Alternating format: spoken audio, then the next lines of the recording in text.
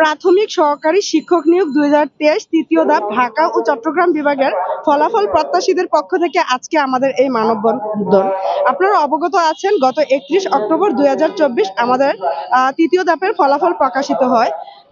এই পরীক্ষায় লিখিতভাবে উত্তীর্ণ হন 46,199 জন পরীক্ষার্থী, যার মধ্যে চূড়ান্তভাবে মনোনীত হয় মাত্র 6,531 জন, যার গড় অনুপাত ছিল 7:1। কিন্তু যদি আমরা প্রথম এবং দ্বিতীয় ধাপের ফলাফল পর্যবেক্ষণ করি, ওখানে দেখতে পাই তাদের গড় অনুপাত ছিল 3:1, অর্থাৎ প্রতি 3 জনে 1 জন। তাহলে আমাদের প্রশ্ন এবং আমাদের দাবি হলো, কেন একই নিয়োগে প্রথম এবং দ্বিতীয় ধাপে 3:1 আকারে দেওয়া হলো আর আমাদের তৃতীয় ধাপে এসে 7:1 আকারে দেওয়া হলো।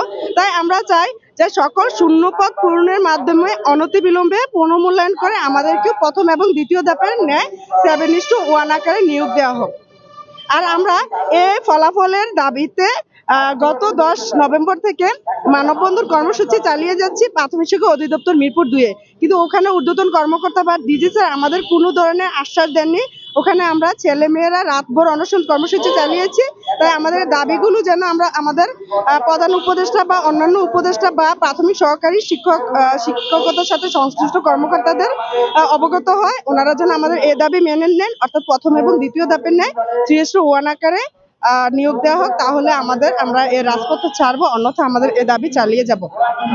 দাবি হচ্ছে 3:1 অনুসারে সকল উপজেলার সকল শূন্যপদ পূরণের মাধ্যমে পুনরায় প্রাথমিক সহকারী শিক্ষক নিয়োগের তৃতীয় ধাপের চূড়ান্ত ফলাফল প্রকাশ করা হোক।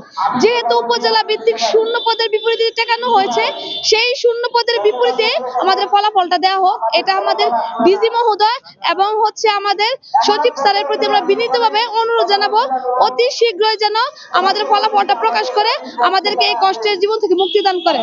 হ্যাঁ, আমাদের ফলাফলটা যথেষ্ট পরিমাণ ত্রুটিপূর্ণ।